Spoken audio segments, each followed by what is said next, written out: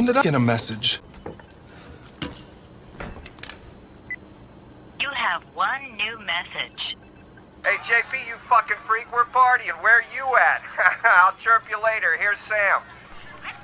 Hey, JP, we celebrated the game tonight. Stop it. Give me the phone. My name is JP. I'm a robot. I like robots. I have a robot vagina. I am not amused.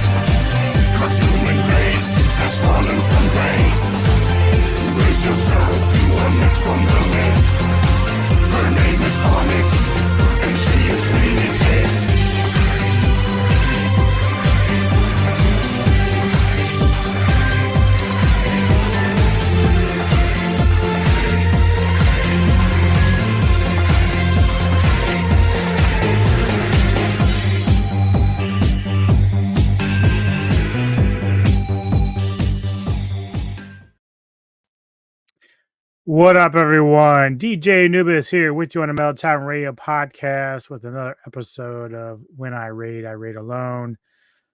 Today, I'll be talking a little bit about the games Don't Scream, the Coffin of Andy and Leyley, and as well as the Pokimane drama. But let's first get into a game called Don't Scream. So it's a survival horror game by Unreal Engine.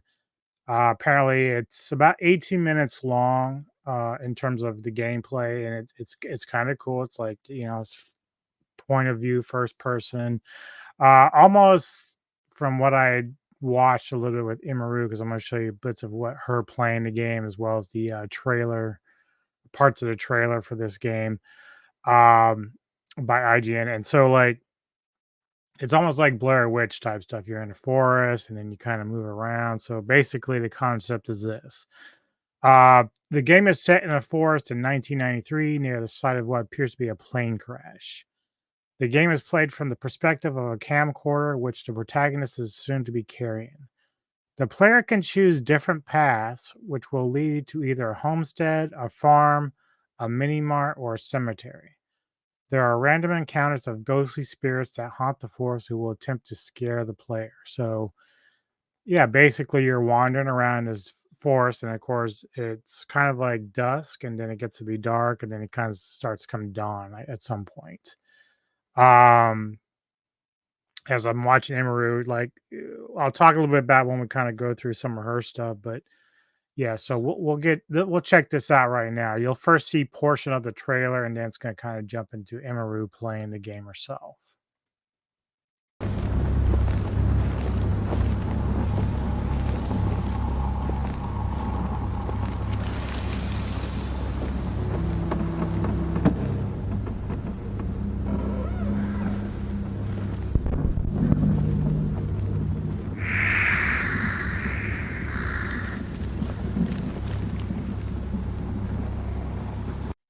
It should also be noted that in this game, the way that it works is you're doing this, you're walking through this. You're only using your microphone. So what it does, it's going to have like a bar, and I don't know. You can really see it here, but the bar gauges your mic. So it's almost if you were doing a mic test, and you'll see the bar fluctuating. And so basically, it has like a threshold. So if you pass that threshold while talking, screaming, or in some cases, like if you just bump your mic and it goes above that, you will have to restart the game. So you have 18 minutes to get through this forest and without screaming, basically. But I'll talk a bit more about it down the road, but like there's a certain threshold that you can't pass while doing this.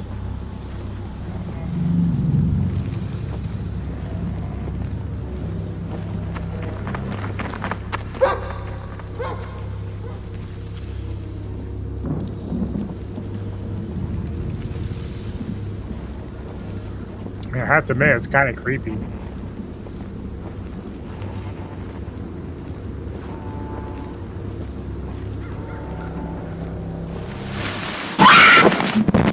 I'm finally doing my promise. A spooky game for the month of October.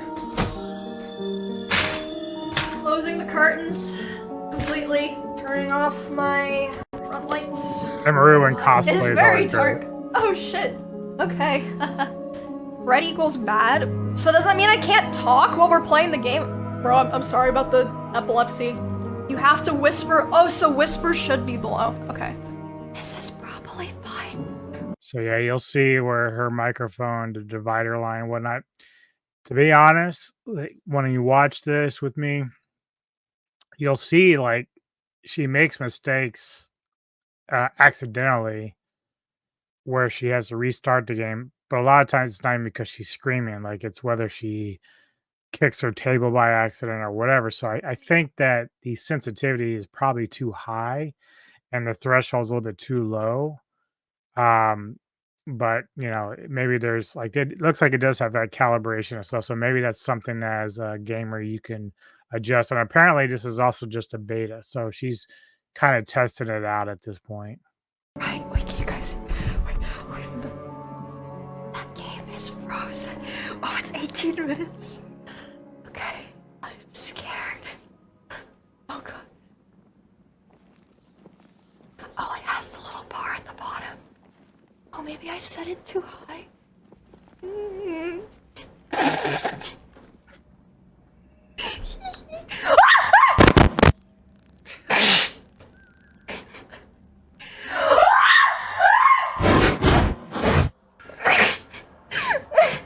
I was just laughing. Okay.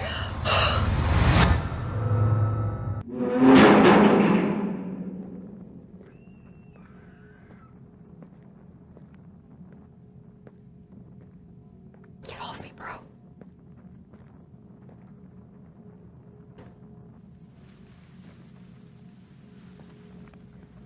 It doesn't let me go in there. 5 minutes gone.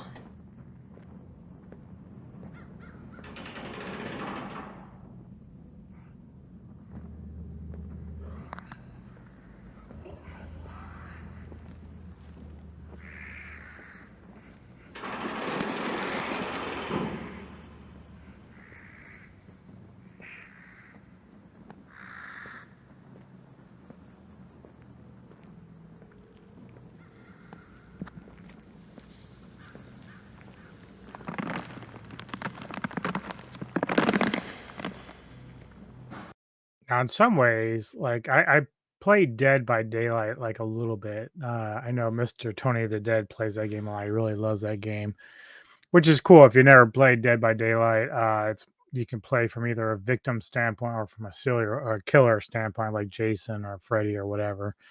Um, Not those particular characters, but in the same vein. But I don't think it's really designed quite like this. I could be wrong. Generally has like one setting. I don't know. I could be wrong on that. It might have changed over the course of time. I think it's been out for a few years now. Um, I like this how it works. This perspective now.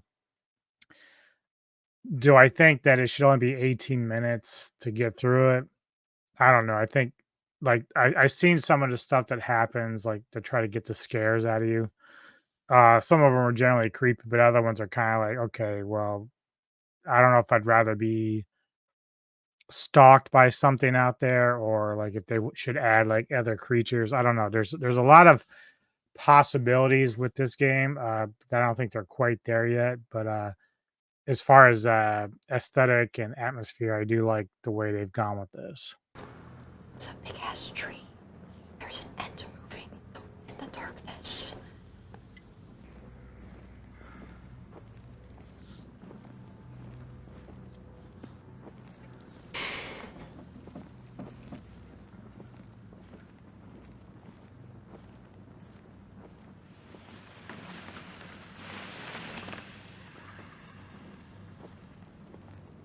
Oh god, the lady's whispering.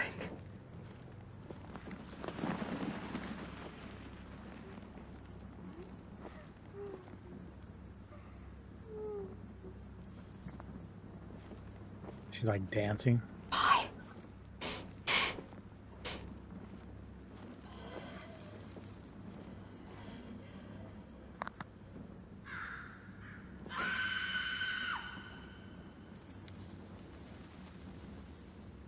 Should I go dance with her?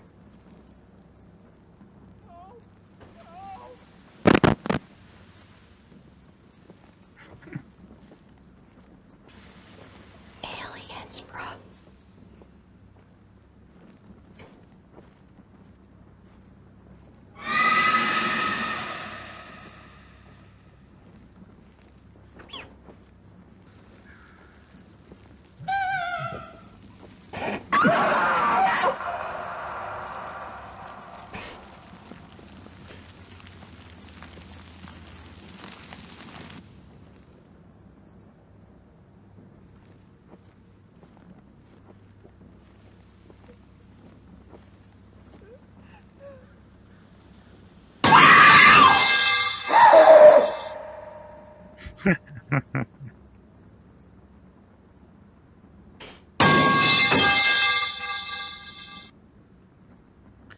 See, a lot of it that I've noticed is by sound only. So I think they can rework this. So like you had the apparition or whatever in white, and then it disappears, and then all of a sudden it kind of jumps at you.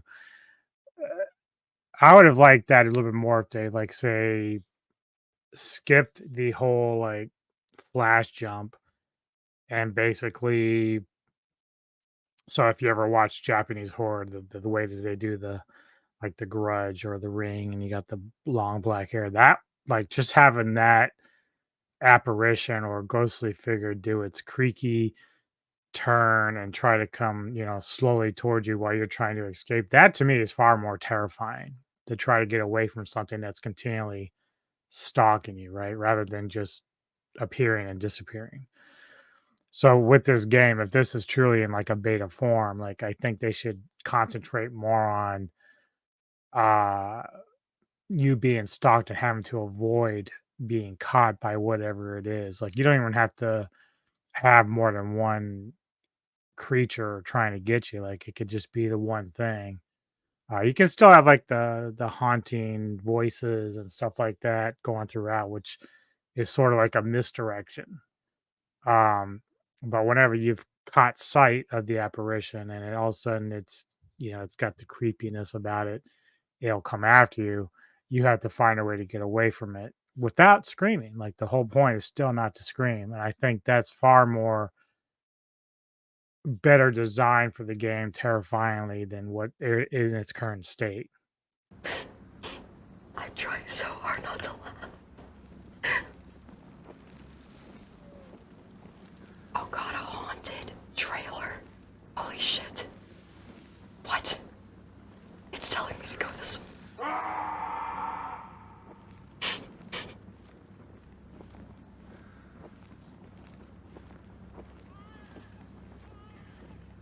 Oh no, the scariest thing of all. Children.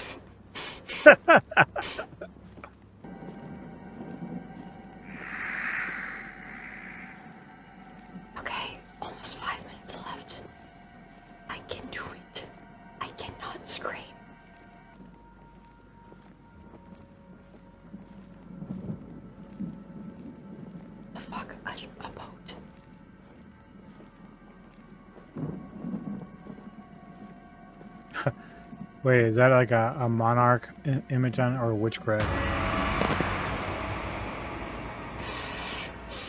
Yeah.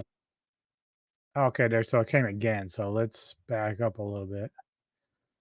So twice they throw an apparition at you, but that's really jump scare. So like it would be better to me again if it's something that's coming at you now. You can't make it super fast because it will definitely get you. But if you have it slowly coming after you, excuse me, to the point that you have to try to avoid and get away from it because it's in the dark. You really don't have any really good bearings. So if you come across it, you still want to try to get away from it. That sense of fear is better for the game than just these jump scares, in my opinion. Even though the objects to make you scream, but if you're being chased by something, you could turn around and see like a tree that could make you scared, like or scream out if you don't recognize it, right? So it has possibilities.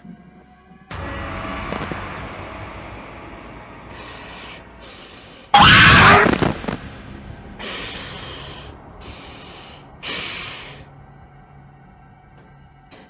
got good at not jumping too because my chair squeaks and sets off the thing.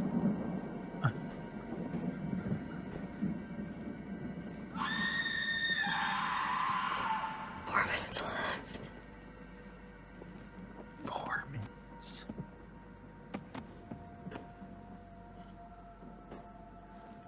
I'm not sure what the It's not letting me walk that way. design is of the 18 minutes. Like, why 18 minutes? What exactly is the point of the 18-minute mark rather than like a whole night? Now, granted, I don't think anyone's going to stay up an entire night to try to play this game. 3 minutes left. But that'd be more realistic, right? You have to try to stay up the it's- entire time. It's a measuring thing. No. I don't want to know how short I am.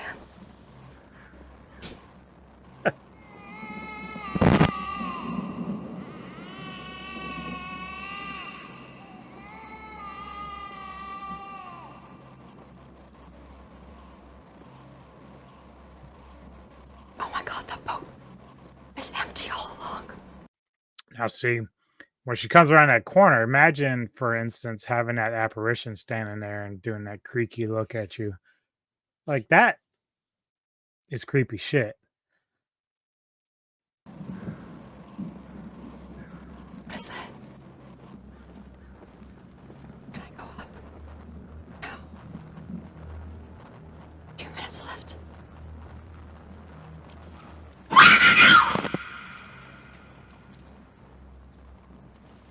I'm so sweaty.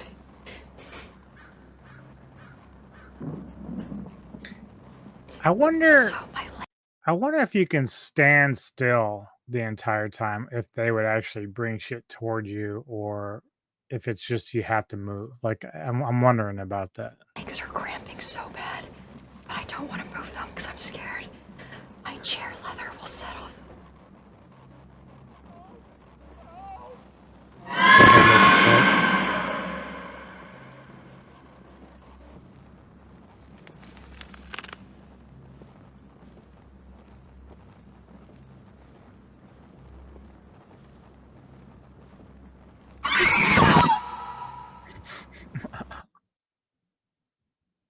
It was trying hard, wasn't it? So yeah, basically that's what you have for Don't Scream. And I don't know, I think that it has possibilities. But I think it's gonna have to be a little bit more than that. Like, I don't think you're gonna find that too fun in its present form. Uh and like I said, I don't know if, like, when you start the game, can you just stand still and do nothing? What if you do what she did and walk around but turn the speaker down? Like, does it know if you're turning the sound off? Because really, let's face it, a lot of times you're watching a scary movie or playing a scary game, it's the sound effects of what's going on around you that sort of instill that fear. So if I turn the sound off playing that game, even though I'll see the images, because it's, the screaming and the heckling and the banshee cries, whatever, like, won't really scare you because you're not hearing it. So I wonder, does the game recognize that? It recognizes your mic, obviously, but yeah, I don't know. It's interesting. I like the concept. Imaru took a few tries, I think, at least from what I could tell, because I split up her video a little bit. She was at least around try 6 or 7, and maybe more after that. I don't know. But a lot of that was the oversensitivity of the mic, because she like might kick a table. As she mentioned, her chair squeaked, so if she turned the wrong way, it would make her restart. That's sort of the whole thing. It's like if you fail and go above that threshold, then it makes you restart the timer. So good concept, needs some work. I think that definitely I would make it to where you can have some of these sounds from babies and stuff like that, which is fine. But I think having like one type of villain and basically your apparition woman who is trying to get to you in some way uh, through creaky, slower means would be kind of fun. Like that'd be a fun thing to try to have to avoid her throughout this forest and everything else. I think it would just be amazing to do that. But I don't know much about the developers of the game and what they're, doing, et cetera, in terms of developing this game further. So, but that's interesting. So maybe something to check out for those who are. I think that's on PC, maybe. Pretty sure. All right. Well, let's move on to another video here in game. Now, this is basically I heard a little bit about this a couple weeks ago, and then Asmongold started playing it, and I was watching his game feed while he played it. So what I did was I took some of what he was doing in the game as far as like playing it versus another clip from I believe a guy named Alien Dreams. He took a portion of the game, which is the more controversial part, which I'm going to explain a little bit about that because people are kind of freaking out about the intent or the plot of this game. So the game is called The Coffin of Andy and Leyley, or Leyley being Ashley. She's known later in the game. It's designed by, I believe, Nemley, and the publisher is Kit9 Studio. So it's made for PC. Currently, I think there's going to be 3 chapters, or maybe there's 3 chapters now. I know there's at least 2 out there. They're working on another. It's kind of like still in development going further. Basically, the game is this. You have 2 characters of Andy and Leslie, a brother and sister. They are locked away in their apartment building, in their apartment. They're being quarantined because they apparently have parasites. So it's done in a cartoon fashion. So you have your characters you can move around. You'll see a little bit as Asmon's playing. And of course, the dialogue. It's very simply put together in that sense. It's not like elaborate, huge graphics thing, but it's got a cool concept. But the controversy is that while Leyley and Andy are locked away, they start to do things together to survive because they're not being treated very well while they're quarantined. There's this past trauma with the characters, especially with Ashley. And then we learned that, Ashley's been this like very troubled girl who has purposely sabotaged a lot of Andy's relationships with girls, and some of them have been very destructive to the point of murder, basically. So we start to learn as the game goes along that these 2 are very fucked up. And so I'm going to play a little bit of this. I'm going to talk a little bit more about it once we get going. So here we go with the Coffin of Andy. This has been a video game that has received a tremendous amount of consideration, whether it be from psychos on Twitter, psychos on YouTube, or psychos on Twitch. There's a lot of psychos that have been very interested in this game. A lot of people had very strong opinions about it, and I'm gonna play it, and I'm gonna try it out for myself. People say something like that is problematic. I want to see for myself. This is the part I took from Alien Dreams here. This is basically the incest part of the game that everyone's freaking out about.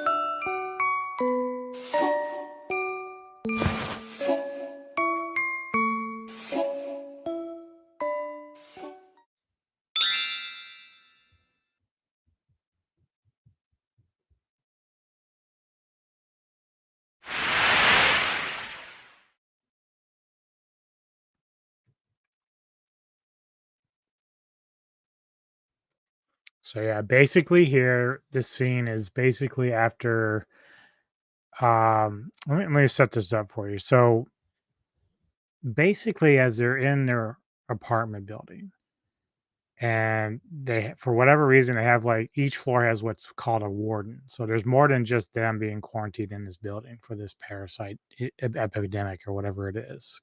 Just call it COVID if you want to. And so basically these people that patrol the hallways on each floor, they delegate food and stuff like that to them, but they can't let them out. Now, for whatever reason, the two siblings aren't getting enough nourishment, so they are, digging through their trash for cans of soup, anything they can find left over. But they're really malnourished, and it's just kind of ridiculous, and they don't understand why. So as we follow them through their journey here, they end up coming across their neighbor who's playing loud music and doing seances and satanic rites and stuff like this. And as the two go through this game, as a player, as you're going through this game, playing both characters at any given moment, you're learning that there's like this cult of people out there. They get up in robes and they try to summon demons. So anyway, I'm not going to give too much away because you can either watch Asmon play this. He spent like 2 or 3 hours, maybe 4 hours when he went back to it later on to finish the game. You can do that. It's a lot of fun. I know it's not as fun as playing it, but if you just want to see what it's about, see what the controversy is about, he has a very good laid out, and he explains a lot of his stances about how he feels. Now, the game is fucked up in terms of plot design, right? It is crazy because you have these two siblings that eventually get together. But here's the rub. They're already fucked up in so many ways that the plot, it isn't like these two were straight-laced, good A student kids that all of a sudden decided to fuck. The issue is that they both have a lot of past trauma with shit as little kids, and they murder people, and they even end up killing other people later on. Eating people, cannibalism takes effect in here. It's really, really crazy stuff. So as a plot design, the incest isn't even the biggest problematic thing you have in here. In fact, they even address it in the game that, oh, you have a problem with this, but you don't have a problem with us doing all this shit. And so people who are kind of like freaking out about the game and the incest part, like, don't understand that these two are fucked up anyway as characters. They're just nuts. So yeah, let's go a little bit longer here.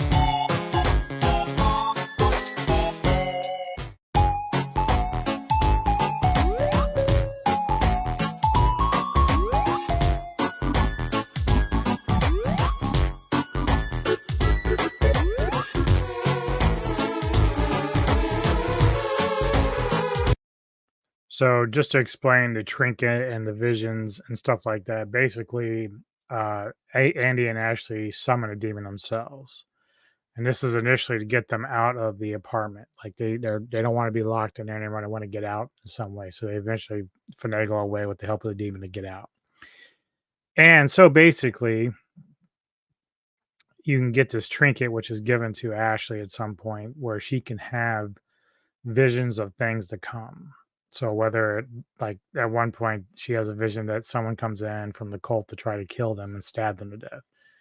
Well, she has the vision of that, so they're able to avoid that. And that's how they kind of go and unravel and follow the killer and unravel what's going on with that. But Andy, of course, wants to try and do this vision thing with her. And so that's when they hold hands while laying in the bed. And that's when he has the dream of them hooking up and doing that. But there's a lot of stuff that happens up to that point that would lead you to believe that that's kind of the way the relationship was going to go anyway. Andy's always pushing back against the narrative, even when confronted by his mother later on. But it's so funny because their mother was basically foretelling what was going to come anyway.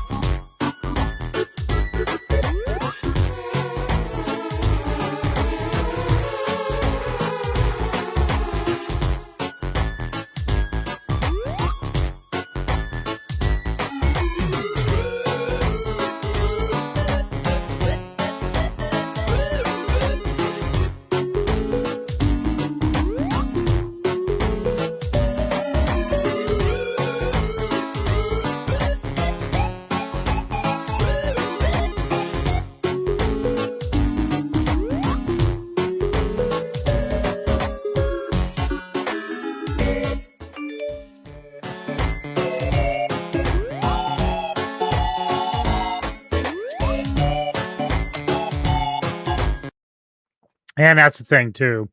As you can see, this game is a lot like Choose Your Own Adventure, if you ever remember those books. So as you go along, you can make choices throughout the game of how you want to go. There's even the idea that, and this is a turning point with the game here, uh, where you can say, okay, this never going to happen. We're never going to sleep together. Or you can say never say never. And, Asmon chose to go this route, as far as like them actually ending up together.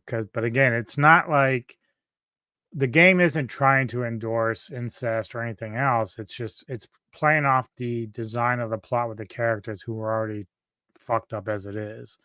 If you ever saw Natural Born Killers, right? So even though Woody Harrelson and Juliette Lewis's characters weren't siblings, they were seriously fucked up, dude. They were just really fucked up characters.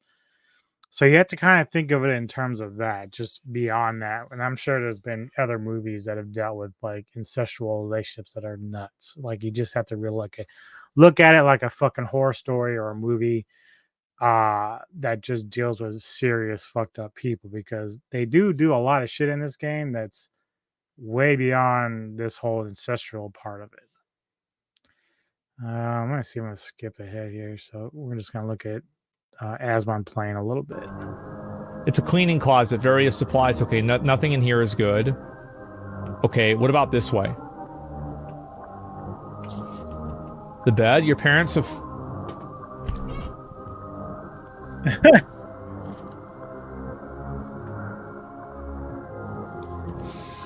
All right. Well, what's on the bookshelf? Oh crap, are you alright? These goddamn do-it-yourself shows, I swear. Got a wooden plank. Oh, we got one. Oh, I didn't even realize that's where I was supposed to go. Okay, let's use the plank. Set down the wooden plank. Okay. Oh, there we go. The boxes are full of useless junk. Okay, what's going on in here? What's this?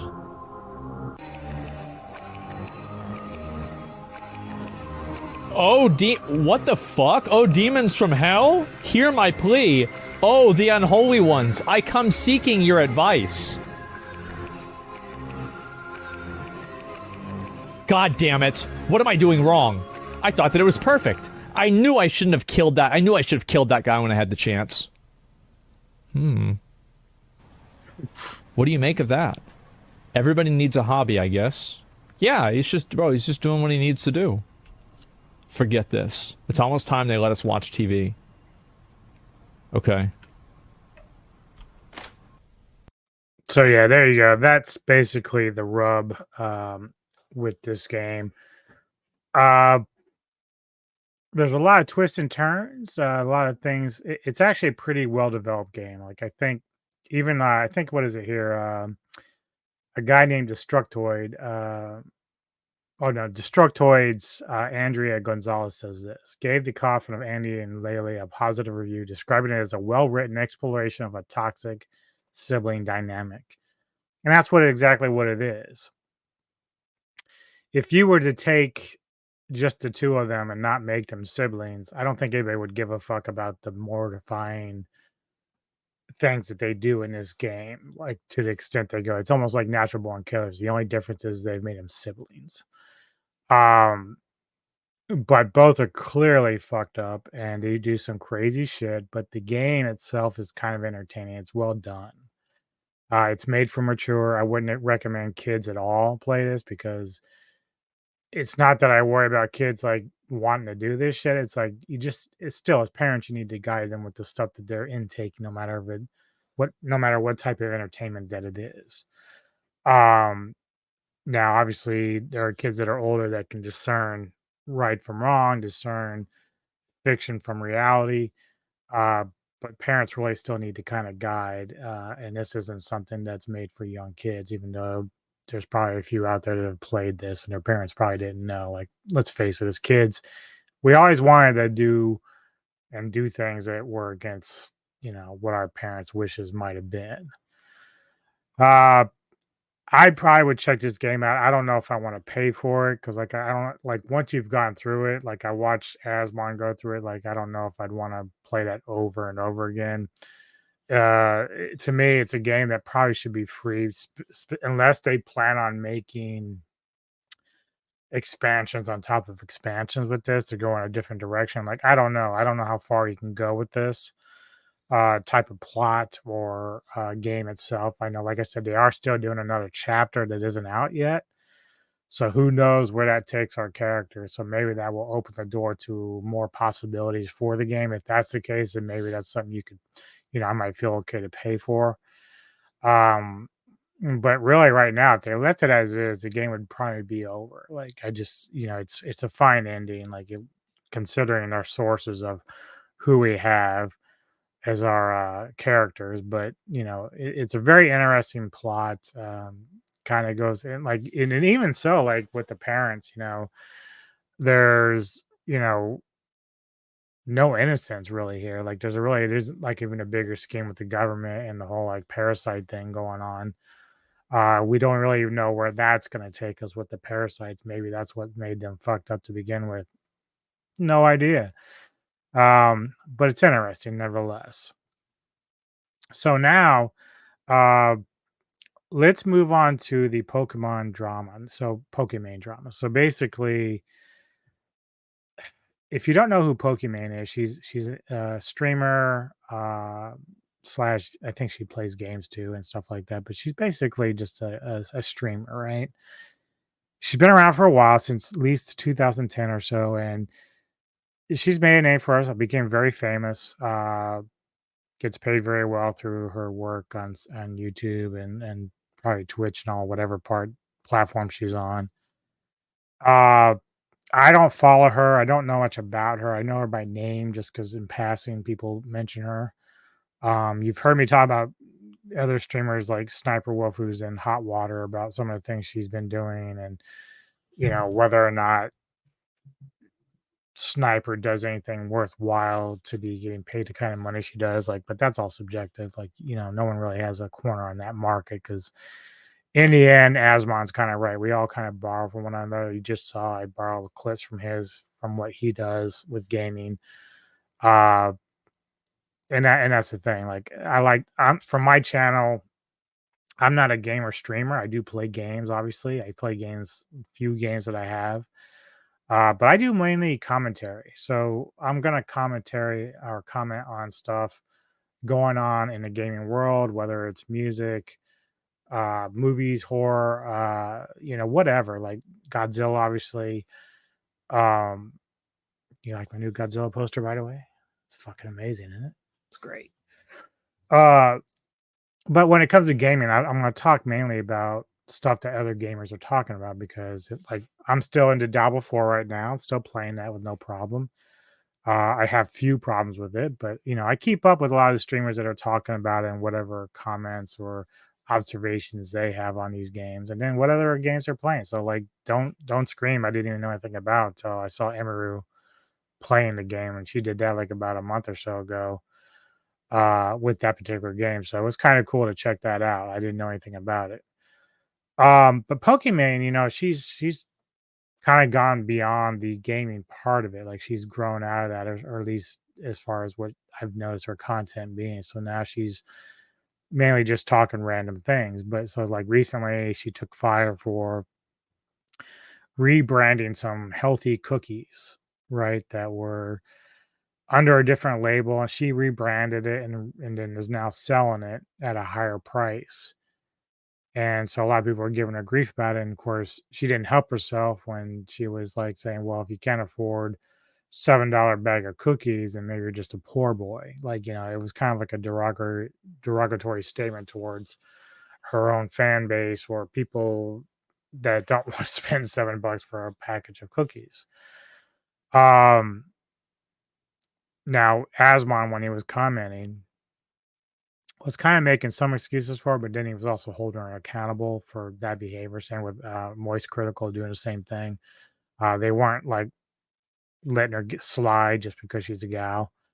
And I think sometimes the way that I observe what's with Pokimane, with like some of her behavior, is that she does seem like she's kind of like entitled in some ways to some things. Like it's kind of sad. Like I'm sure she's a nice enough gal, but sometimes when you become like these big personalities and stuff like that, even with Asmon or anyone else, you sort of have this like entitlement that you're bigger than the rest of us. And so people are going to hold you to task with that. And then if you get mad and, try to diss them, they're going to hold you to the fire. Like, and so she took fire for some of those comments. She tried to play it off as like one person was just giving her grief. But, if you're, that's really the case, you need to, one thing you got to do whenever you're calling someone out, make sure you're calling them out. Don't generalize because people will think that you're talking about everybody. Be specific. You don't have to dox anybody like Sniper or anyone else that's ever done that. Nadia, I think, did that. You got to be smarter than that, right? You got to be smarter than that. So, whatever screen name they have, that's what you can use. Say, hey, yeah, Shoe Boy 2020 here is a fucking asshole for saying this. So, he's a poor boy. So, at least you're calling out whoever is harassing you or giving you a hard time about it. But when you try to generalize, that's when people are going to take issue with that. Especially when you're a millionaire like her. I'm sure she makes tons of money and has a pretty nice lifestyle, which is great. She worked for it. Great. I don't have any grudges against that. It's just don't rub it in my face. Like, uh, people can enjoy your content, but don't try to like dismiss us as like peons and low lives. We're not, because the only way you got there is through the same people you're trying to disrespect. So just remember that. So anyway, I found this. I don't know a lot about her. So there's some things that apparently she has had problems in the past. Now, again, Asmongold, I'm picking on him a little bit, has tried to say that she's been unfairly treated over the years. Now, he has a relationship with her in a sense that they're friends in some ways. OTK is friends with her. They talk to her and stuff like that. So maybe that bias is in there for that. But personally, for me, I don't know anything about her. So this video I'm going to watch with you is new to me. I think it was about 4 days ago from the Internet Anarchist. So he's going to go through showing some of the victims who have been under Pokimane. So basically, she's victimized other people while trying to proclaim herself a victim in the same sentence. So let's see what he says about what's going on with her and the things that her past deeds, and we'll make a decision whether or not she's really deserving of the venom coming her way. The wholesome nice girl on Twitch become one of the most widely hated and controversial streamers on the internet. What were the events, controversies, and disputes that led her cutie facade to crumble? And what happens to the creators who critique, expose, or challenge her? I'll tell you this, man. This guy's already, his editing skills is amazing. Like, I wish I can do half the shit some of these guys do. This is beautiful work. Well, to put it simply, it almost never ends well. Hi, I'm the Internet Anarchist. I create weekly YouTube documentaries, and today, we'll be looking into the many victims of Pokimane, the creators who lost or almost lost their career by challenging and critiquing the quote, Queen of Twitch. Looking back at the late 2010s, Pokimane wasn't nearly as much of a controversial figure as she is today, mostly being seen as a wholesome creator who kept herself out of drama. That would be up until October 2018, when Keemstar would make a tweet calling a fully grown SS Sniper Wolf fanboy a quote virgin. Following the call out, the adult fanboy would delete his entire Twitter account, and Pokimane would reply in a tweet stating, "It's fine to dislike another content creator, but you prob shouldn't hate on innocent fans. Do better, Keem." Where Keemstar would reply with a video stating, Pokey, this is like a man, a full-grown man, and I jokingly called him a virgin. This whole overreaction thing is a bad look for you. Makes me think you're not legitimate. You're not a real person. I will say this quickly because this is something that comes up a lot about how people, like, we've dealt with cyberbullying and stuff like this. Truthfully, and this is going to be very controversial on my part for people, I guess, or at least some people, I don't believe in it. I don't believe in cyberbullying. And I say this because at any point you can control what you consume, right? So if you are on the internet and you have Facebook, you have all these social media platforms, and you're putting yourself out there and you're making statements or saying things, X, aka Twitter, Instagram, TikTok, YouTube, whatever, right? Twitch, whatever. You are responsible for not only what you say, but how you go about perusing and how much time you spend on the web. So you talk to guys like Asman, he'll tell you straight up, like, you probably shouldn't be on the internet all the time, even though he makes a living off of it. He understands the dangers of people being too involved with the internet that spend way too much time on the internet. It's like internet porn. It's like if you spend 7 to 8 hours a day perusing Pornhub and stuff like that, you got a problem, right? That's a problem. So in this case, like, I don't know this situation with this guy, but if he calls this guy who likes Sniper Wolf a virgin, and that guy, he shut down his account, but if he goes and hurts himself, that's not this dude's fault. It's not. Especially if this dude isn't even, like, going on this guy's pages and harassing him. I've seen worse. There have been talks of, or I should say reports of, like, teens who have killed themselves because classmates would get on Facebook and harass them. Well, I'm like, you can control that. Like, at school, it's a different thing because you can't avoid them. They'll hunt you down. As someone who's been bullied in my high school years, I know this. But as far as the internet's concerned, no one's forcing you to go on Facebook. Yeah, you have a freedom to do that, but you were not entitled, or there is no like inherent right to be on there. And if you are finding that people are harassing you, I've seen other people do it where they just shut down one account, create a different one altogether, and then they weed out people that are harassing them. Sure, you can go to Facebook, you can go to X, the moderators, and try to get them to, block or ban these people from those platforms for this behavior, but you can't rely on that. It's not a reliable source. They got a lot of shit going on as it is. So if you're a parent or a kid, a teen or whatever, and you're dealing with these kind of things, get off the internet, go outside and play, do something else. Go hang with people that are friends of yours. Like, if it's a school problem, talk to somebody, counselors, talk to your teachers, talk to your parents, find other ways to handle that on a physical level. But as far as the internet, I don't know how old this person was, that Luke or whatever it was, but the reality is shutting down your account was probably smart. Like if you're not comfortable with a guy calling you out, and I guess it was a dude, like a full grown dude, maybe. I don't know. I don't know who Luke was, but shutting down your account is probably the smartest thing you ever did. Like, if that's not the direction you want to go while you're on the internet, that's a good way to go. Like, I don't know what he did after. Maybe he just made another account. Don't know. But this guy's entitled to his own opinion too. If he thinks that you're simping for Sniper Wolf, or if there's Pokimane people simping for her, and I think they act irrationally, I can call them out on that. That's not a big deal. If people want to flame me for whatever reason here and there, they can do that. I don't care. Like, I have the option. If I feel like you're just being unrational or irrational about shit, and I just want to like block you or ban you or like delete your comments, I can do that. I have that freedom. If I feel like that, oh, this is your opinion, even though I disagree with it, I might leave it. Like, it just depends. Like, but you have control of anything that you do on the web.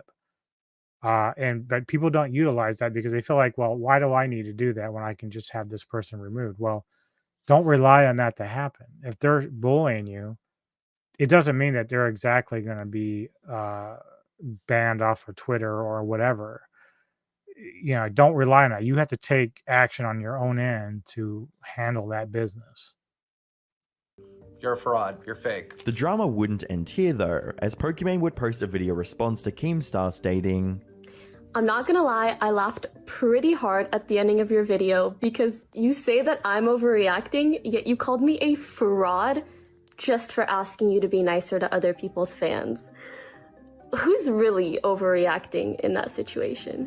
While the drama was nothing more than two creators arguing over what jokes were appropriate and who the bigger fraud was, it would be what happened after that would be the most controversial. This is where we introduced the first victim of Pokimane, Boblax. At the time, Boblax was a small but up-and-coming content creator who posted internet news and archived internet dramas on his 6,000 subscriber YouTube channel. On the 2nd of November 2018, Boblax would upload a video archiving the situation titled Keemstar vs Pokimane Twitter Fight, a bullying SS Sniper Wolf fanboy, which was an 11-minute compilation of the dispute between Keemstar and Pokimane. Within a couple weeks of uploading, the video would begin to go viral, gaining Boblax over 500,000 views in one day, as well as almost 2,000 new subscribers. To Boblax, this was a potentially life-changing day, as he would tell me, I felt ecstatic and motivated when it blew up, not just because of my financial status at the time, but because it was a huge opportunity to bring more attention to my channel and grow with future uploads. I was gaining a lot of subscribers too. 2,000 is a lot in 2018 YouTube. Unfortunately, that success would be cut short after he received a copyright claim and later a copyright strike from Omnia Media, a multi-channel network affiliated with Pokimane. By the 6th of November 2018, Boblax took to Twitter to express his thoughts about the situation. Gotta love YouTubers Pokimane putting false copyright claims on my video and forcing them to be taken down for up to 30 days. What followed was a flurry of tweets and YouTube uploads that detailed the steps Boblax was taking to rectify the situation, from trying to contact Pokimane directly to talking about it to Keemstar and various other YouTubers in hopes of resolving the claim. Although Pokimane's intentions weren't clear, leading Boblax to make various speculations, it was evident that her actions were specifically aimed at this channel, given that other videos using the same clips remained on the platform. I'm just kind of making this video to show you guys, like, kind of the true side behind some of these YouTubers, because if you think about it, the only reason she took this down is because she didn't want me to have success. I mean, that could be it. Like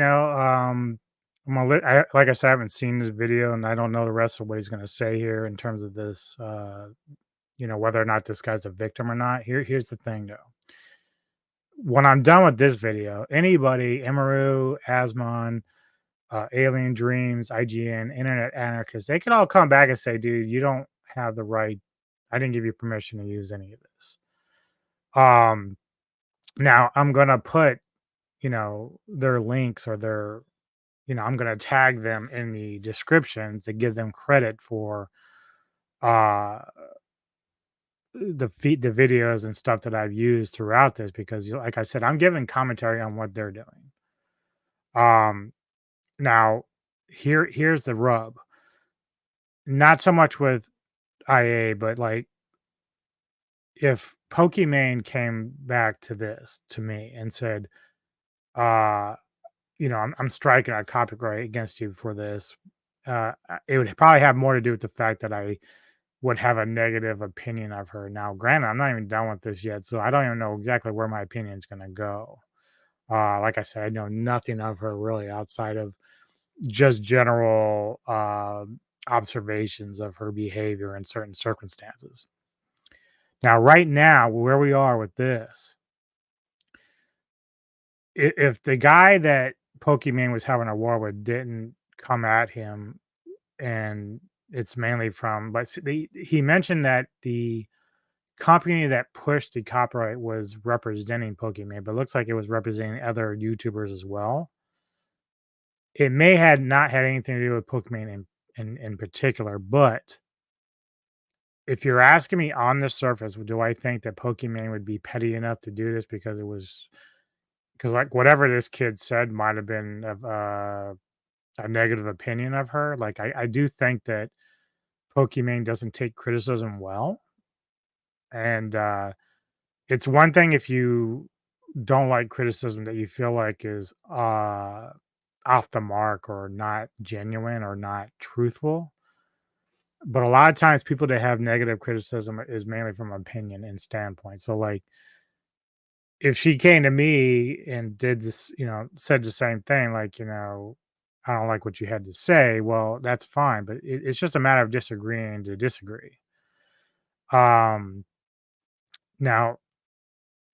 at this stage with this particular point, I can't say that Pokimane wanted to stop him from having success, because whenever this took place, this is 2018, so she's already kind of made her brand, right? So she's already pretty successful. I don't know how good this kid would have been going forward, but he would have to go a long way to catch with her. There's a lot of people that can't catch her in terms of success, right? This is why I kind of laughed about the Sniper Wolf thing, because despite all the issues she's having, the girl still has like 32 million subscribers. She's lost a few, and there's a lot of videos out there like dissing her for her shit with Jack Films, right? But she's not hurting, dude. She's not. And, I don't know how long she's been suspended from YouTube or the monetization has been down. I don't even know. Chances are it's not going to be down forever, I don't think, unless something drastic happens. But keep in mind, a lot of these streamers make money for YouTube, especially the big ones. And believe it or not, the girls make a shit ton because of looks. It is. It's not that they're not entertaining in their own way. It's just that we put a pretty face on something, dude, and this is not a pretty face. But if you put a pretty face on something, they're going to get a lot of money. So this kid, even if he was good at what he was doing, I'm happy for him at that point, even though it didn't seem to last. That comment there that she didn't want you to have success. Well, that's just your theory on that. But if you had anything negative to say about it, I would say that was something more, because here's the rub with all this, right? It is kind of true that whenever you talk about somebody and their comment, when you have commentary like myself right now, when you talk about somebody and you have a negative view that you're putting out there for people to look at and to read and listen to, it affects them in a way that it's kind of like if you ever remember the movie Friday. So Big Perm comes to Smokey and says, you're messing with my money, Smokey. That's basically what this is. So when Jack Films is coming after Sniper Wolf for what he feels is like shitty content, you're fucking with her money. So she does things to come back at him and they go back and forth. If you come after Pokimane, even if you're just doing it from a objective viewpoint of both what's going on with the fight, and you have anything negative to say about it, you're fucking with her money because you're now doing that. So when people came after Pokey for the whole like cookie thing, she and her PR group had to really work to get through that to salvage what was going on, because there really wasn't they couldn't sue everybody. They can't go after everybody. There's a lot of other big streamers, Moist Critical, Asmon. Everybody was talking about that cookie thing.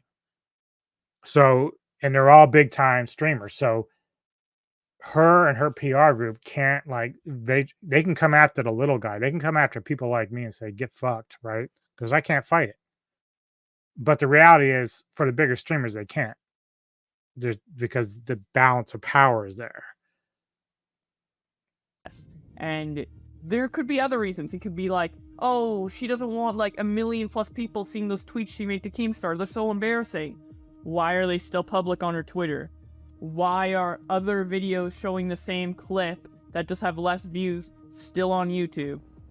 If she really didn't want people to see it, why didn't she also claim all those other videos and delete her tweets? Something she has full control over. She can go to her Twitter and delete those tweets and nobody will see it. To everyone watching Boblax's story unfold, it seemed like Pokimane, a much larger content creator, was abusing her influence to silence a smaller creator from spreading information that she wanted to keep buried. Given the community's strong views on copyright strikes, the situation was perceived as setting a bad precedent for other content creators, and it was only a matter of time before the wave of...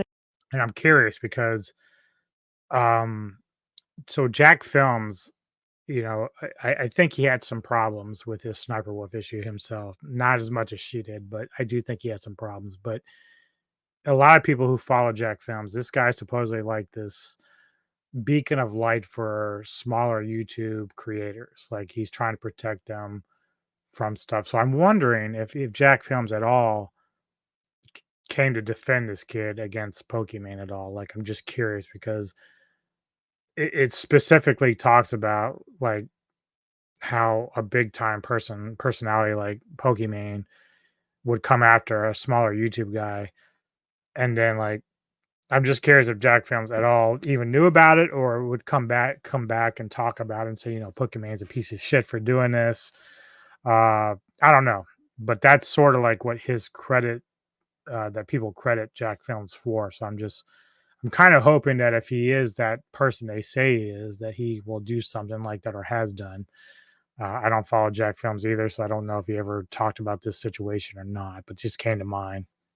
Negativity began affecting Pokimane directly, with a surge of angry comments and exposed videos on her. Due to the claim being unsubstantiated, the strike and copyright claim would be removed by YouTube. However, only 30 days after removing the video from his page, slowing his channel growth, and risking his channel being terminated. Fortunately for Boblax, the public outrage pushed Pokimane to finally reach out to him directly 2 months later. Despite Pokimane not being the one to remove the false strike, Pokimane would get away without any major consequences. And that 6,000 sub creator is now a successful creator with a respectable 300,000 subscribers. Whilst Boblax's situation was coming to an end, a new YouTuber would enter the crosshair for Pokimane's wrath. On the 28th of December, a YouTuber by the name of Fainted uploaded a video to YouTube titled The Dark Side of Pokimane, in which he discussed Pokimane's recent misuse of the copyright system against Boblax, Davsev, as well as alleged hypocrisy.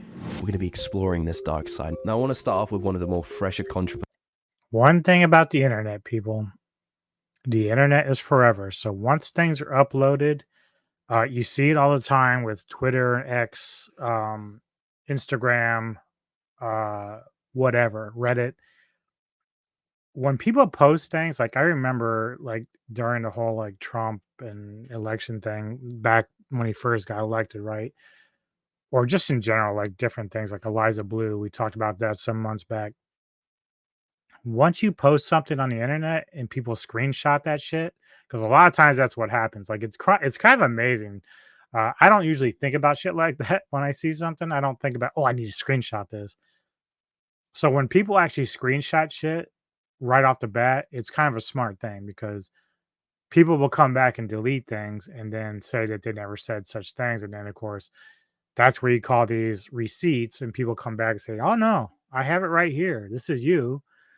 And before you deleted it, saying such and such and such.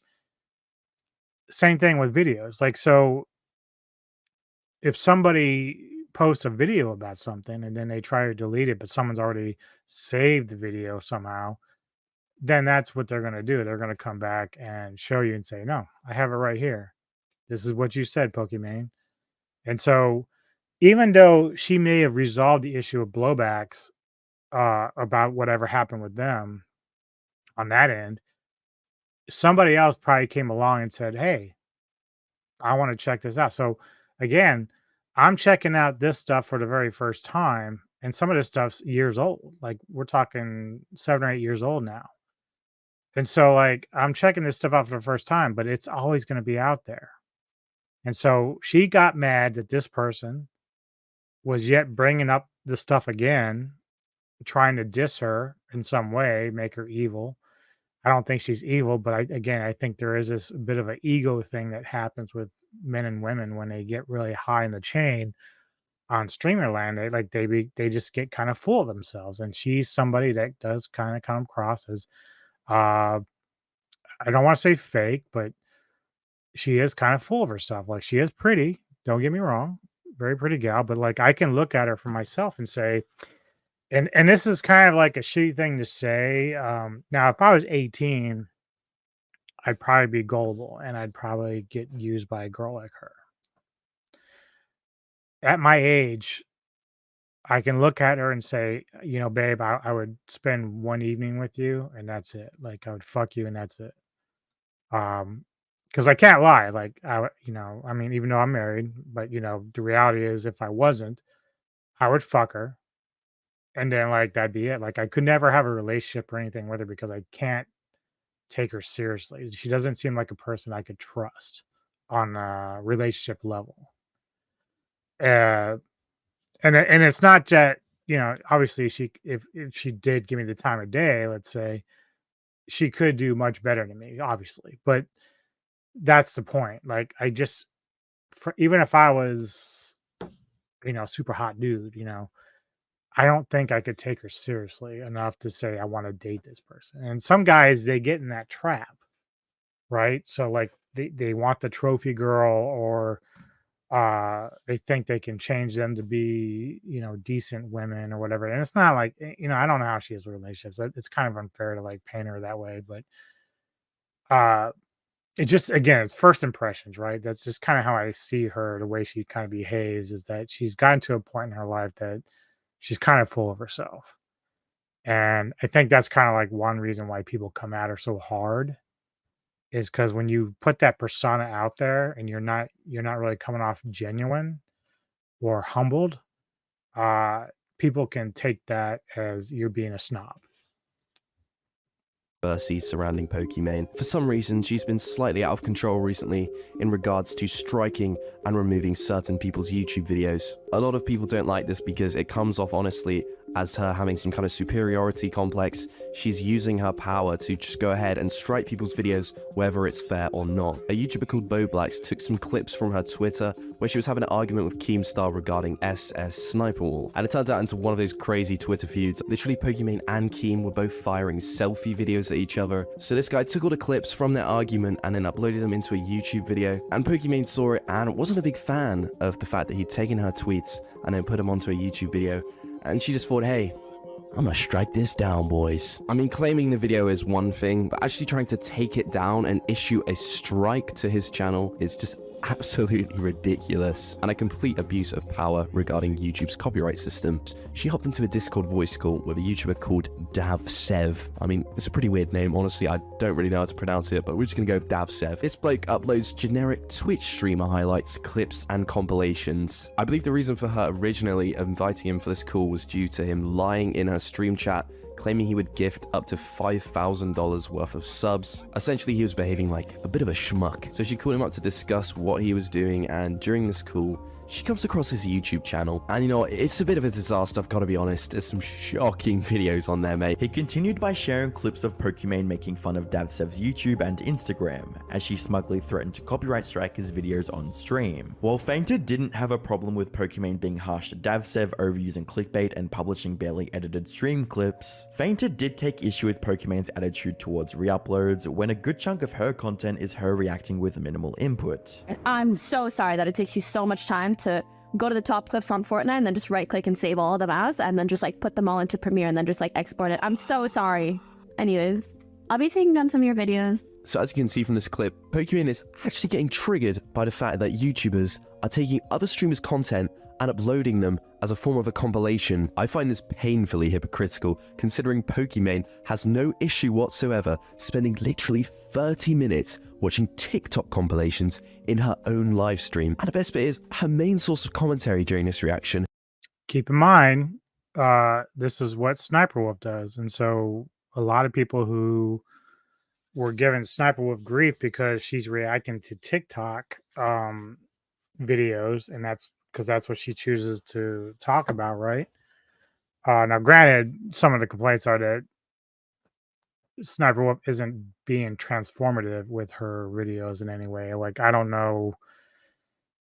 It's so subjective, man. Like, again, I don't watch Sniper Wolf either, so I can't really make that hard decision on that. But everybody has a level of what is considered transformative, and since YouTube really doesn't have like a clear explanation of what constitutes as transformative, like if you go into their rule book, there is no percentage or any real descriptive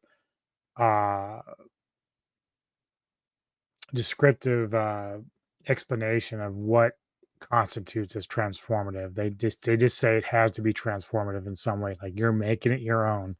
In this case, I'm talking about a video, whether or not people think I'm talking enough. Like, even if I'm watching a gameplay for like 5 minutes, if I'm not talking, it's because I'm observing, right? But some people could complain about that. But in the end, this whole video is transformative because it's mine. It's how I'm going about discussing it and talking and presenting it. Now, if Sniper Wolf isn't like, she's not like doing crazy cartwheels in the kitchen or whatever while she's watching something. Again, I don't know exactly. There are other issues with Sniper Wolf that I can say honestly that people should have a problem with, but the whole transformative part, like, I don't know if Pokimane is transformative either. So if she's bitching about some dude taking clips and putting them together and then doing whatever he's doing with it in his own way, that to me is transformative because she didn't do it. She just has clip, clip, clip, clip, and this guy's just taking pieces of it, just like I took pieces of some of the videos I've shown earlier in this episode. So I understand like where this guy's coming from because she's trying to bitch about what he's doing. I guess this is part of the problem too, is that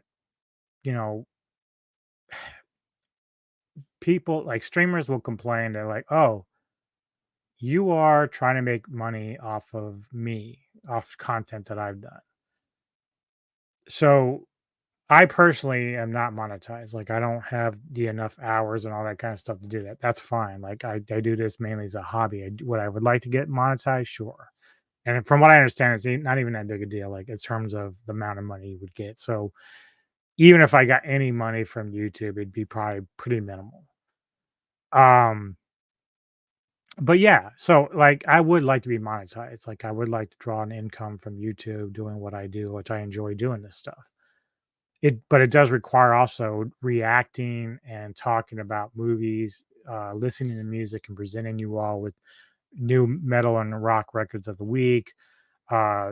Tomorrow, Neko and I were going to do my top albums of the year special, which is basically going to be 2 to 3 hours, presenting you with the albums and songs that I really enjoyed from the records this year in the metal and rock genre. But that's me taking clips from bands and putting them into my own video because that's how I'm going to present it to you.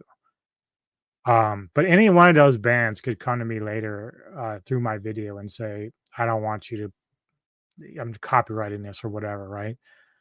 To me, that's a dick move. It's petty because I'm there to help you as a band or artist. I don't expect that to happen, but it wouldn't shock me if it did. But I'm still going to do it because like it's my content. And so like if I have to edit out a song or a portion of the video because some band got, a stick up their ass about something, then I would have to do it because that's the law. But at the same time, I kind of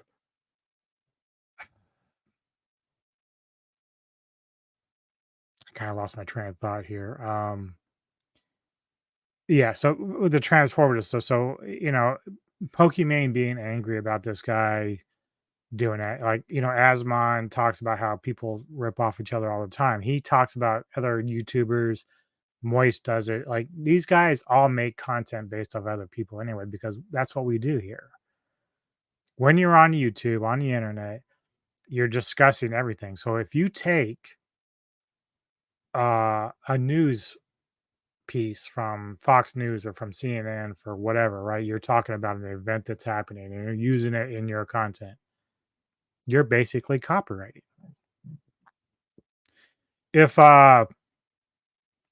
let's go back to say you remember the Aurora, Colorado shooting with the theater, right? Years back.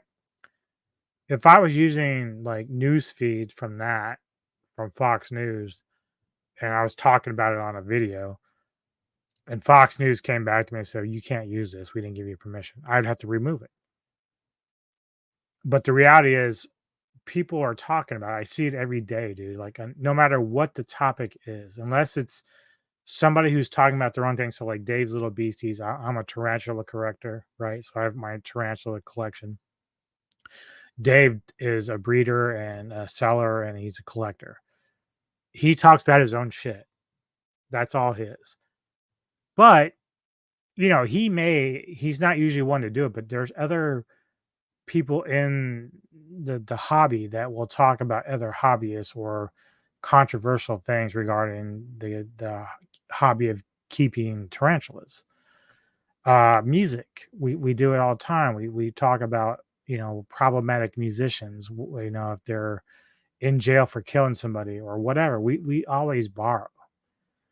So in gaming, if someone like Naughty is cheating, that's going to be a topic of discussion. So yes, you want to be transformative about things, but you want to make sure that at the same time, I don't think that there's any real clear cut basis for,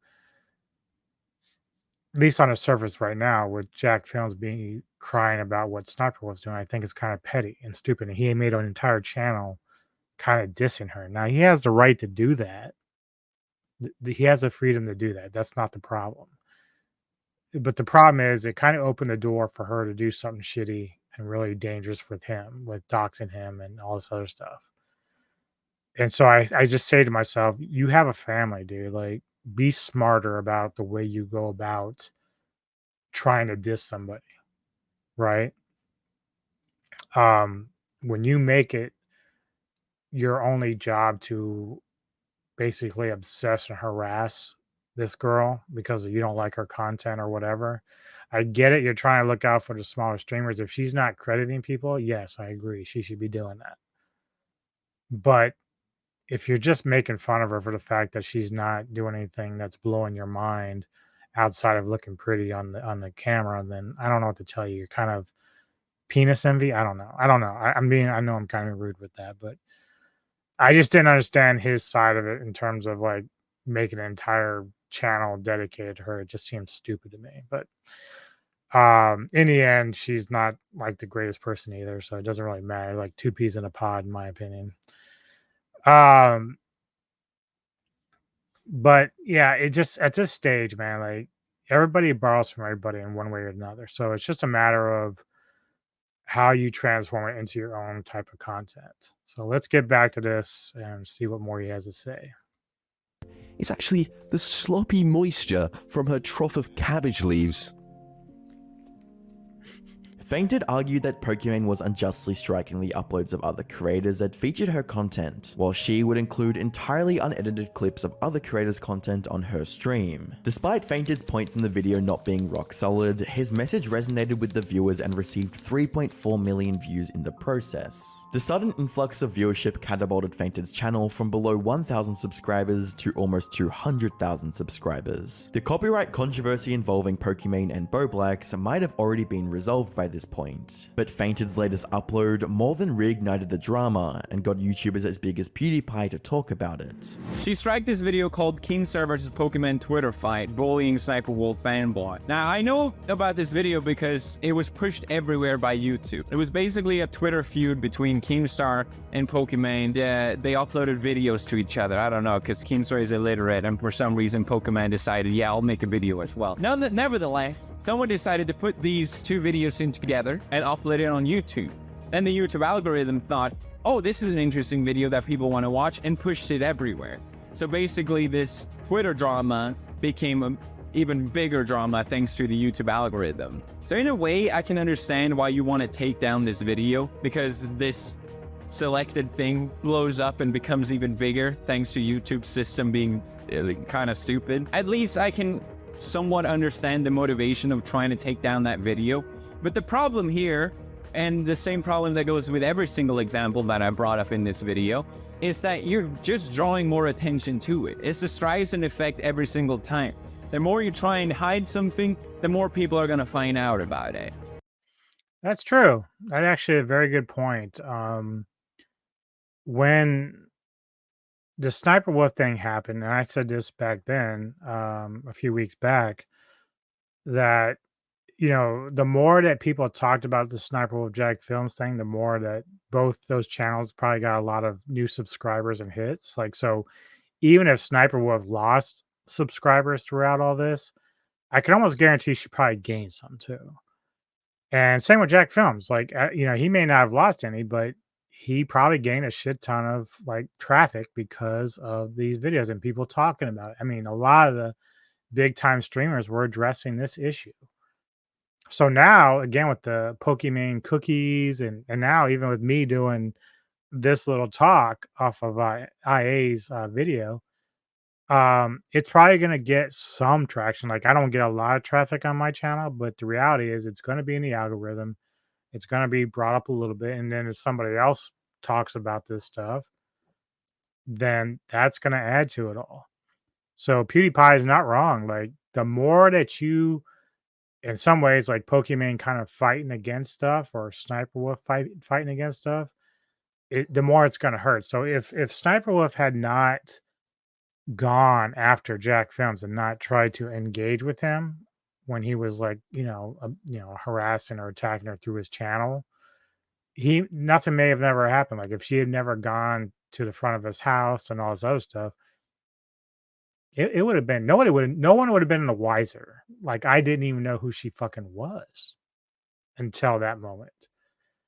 So a lot of times, and I don't know, maybe this is some fucked up world that we all live in with the YouTube community, is that on the surface, we all have our opinions about a lot of these different things that are going on that we talk about.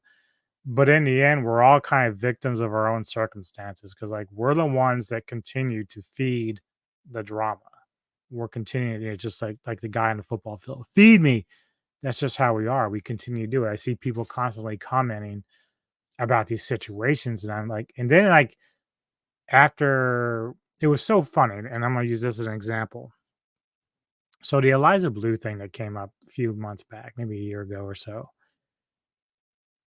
I was watching what was going on with it, right? So I started talking about it a little bit, and I was agreeing with some of the YouTubers about her behavior and the things that she was saying and what she was hiding and her misuse of power on, at the time, Twitter. Well, then I started to realize that some of the people that were complaining about her were actually worse human beings than she was. And the one very person that like had the biggest axe to grind about Eliza early on, who started the ruckus, she's not a very good person at all, dude. And I don't even want to mention her name because I don't want to bring attention to her because I think she's a waste of space. But and for people who already know who she is anyway, but watching more and more of her content, I was like, dude, you are not a good person. Why are you even throwing stones at glass houses at this point? Like, you deserve to be banned just from some of your other bullshit. So, like, I don't, you kind of learn things that we're all victims of this where we continue to feed into it. Like, now, sometimes people will say, well, why are you talking about this? This is a story like ages ago. Like, maybe that's the best way to go because you let things breathe. So even though I don't think Eliza Blue is being straight up with a lot of her shit, I think she is very shady, right? The reality is a lot of the people that were coming to bat for the one girl complaining about Eliza Blue, uh, they all just started kind of sucking each other's cocks in the end. Like, they just started coming back because they were fighting for a while. They were like going after each other for their views and people hiding things and this and that. But then in the end, they were like, oh, no, man, I really love you, dude. I just love to kiss your ass. I just want to be a part of the clique. And so eventually I was like, you guys are fucking fake as fuck. Get the fuck out of here. Like, what am I doing? Why am I even paying attention to this shit? And then I just stopped. Like, I stopped dealing with that content. And I was like, it was all dumb. And, what started out to me was an important thing with X and people getting banned for no reason. Because technically, the girl that got banned or had her tweets deleted or whatever had a legitimate concern. Like, what she had said was not against any rules on Twitter or anything else. So her beef was legitimate. But in the end, it just turned out she was like not a very good person herself. And I was like, I didn't feel bad for her anymore. So that's the thing though with us on YouTube and streaming and stuff, is that we all kind of feed off of each other, and we're kind of like piranhas, and we'll eat our own young just to get there. That's what brought all these examples to light. Things were getting out of hand, and something needed to be done fast if Pokimane wanted to salvage her reputation. And by the 13th of January 2019, Pokimane published a video on her main channel titled My Response to the Copyright Strike Allegations / Dark Side of Pokimane. Hello friends, there's been a lot of talk recently about copy striking, claiming videos, etc. And I want to sit down, have an open and honest chat with you guys so that nobody feels like I'm just avoiding it or not responding to things. And regardless of whether you're a subscriber of mine or you come from another channel, I hope you watch the full video. I want to try to give you guys my point of view, the facts from my end, and give any type of clarity that I can, because I do think that there are some really important points for me to hit on and own up to, and there are also some misconceptions that I would like to clarify. The video was mainly Pokimane responding to the point PewDiePie made in his video, talking about her live stream with Davsev and justifying her copyright strikes on Boblax. According to Pokimane, she thought it would lessen the drama around her and Keemstar if she suppressed Boblax's video, also stating that she was within her rights to do so. Unfortunately for Pokimane, hiding the drama only made it worse. And with regards to the Davsev stream, she recognized that she, quote, shouldn't have had that conversation on stream. The point of this is just to say that was an entirely different scenario and situation where I was well within my right to take down his content, but also in that moment and on that live stream, like, I shouldn't have had that conversation on stream, and it definitely was a moment of frustration that shouldn't have been like publicized in that way, for sure. As you'd expect, viewers weren't all too pleased with the way she deflected the main issues people had with her use of the copyright system, as well as the fact that a response only came out 2 days after PewDiePie talked about it, with comments stating, "Summary, it wasn't my fault." Imagine being a hypocrite and not bringing up your worst parts. Shaking my head. I didn't attack the way he looked. You cut out the part where he pretended to vomit after he asked you, "Do you like what you see?" Since making a pseudo-apology didn't work, Pokimane took a different route to resolving the drama, by getting Boblax to arrange a Discord call with him, her, and Fainted. So, as a lot of people already know, streamers will claim videos that use their content very frequently, like the biggest streamers, Ninja, Shroud, Daquan, whoever else, right? And they will claim not only like full re-uploads, but also things where there's like compilations where it's just like partially their content. They will claim part of that video or the whole video, even if it's just like 1 to 2 minutes and a compilation, but it is using their content. That is a very common thing. Now, under that assumption, if that video is not fair use and they can claim it for revenue, even though it's a compilation, the same thing would apply to Boblax's video. So if compilations are fair use, then literally all the top streamers and what all of the MCNs are doing is incorrect. Yeah. So that's what pushed me to think a compilation like that with no heavy editing and no commentary is not fair use. Okay, but you didn't obviously claim it just for monetization. You striked it, which is a different situation. Yes. So that's something I'm not very familiar with. So let's say IA, Alien Dreams, Emaru, IGN, for stuff that I'm using, Asmongold, like if they see my video and they come back, and maybe you in the comments can kind of like let me know if you're a little bit more clear on the rules of how this works. If those people come and they say, well, my stuff's used here, I just want monetization, so they don't have to copyright me, but they can get money through what I'm doing. I don't know if that's possible, but and I wouldn't even be opposed to it, honestly. If they can get like basically what's considered royalties through me using their content, I don't have a problem with that. So let me know if that's what she's talking about or they're talking about here, because if that's a different way to approach people using content for, in this case, and again, I don't know, but if you're able to get compensation through someone else using your stuff, even if it's edited or whatever, rather than trying to be a dick and strike it down or copyright it or get it taken down, is that possible? So in my case, I have no way to monetize because I don't get monetization, but let's say that I was able to get monetization. Is there a way that I can get monetization and they can get monetization? Is it something I have to like throw back to them? How does that work? And maybe I have to. Maybe I'll ask Preston, aka Fat Samurai Guy, because he's monetized. I'm pretty good friends with him, and I'm curious how that works. So yeah, that's a very interesting thing. I did not know that. So and I'm not clear on it. So anybody who knows anything about this, let me know how this works. But at the end of the day, my point is just whether or not it's fair use. Pokimane might have been able to put an end to Fainted's critique of her with an interview, but the approach she took to silencing It's a Gundam was vastly different. On the 14th of May 2020, It's a Gundam posted a video titled "Simp Willingly Goes Homeless for Pokimane." The video mostly consisted of It's a Gundam reading tweets and making light of Pokimane's fans who seemed overly dedicated to her.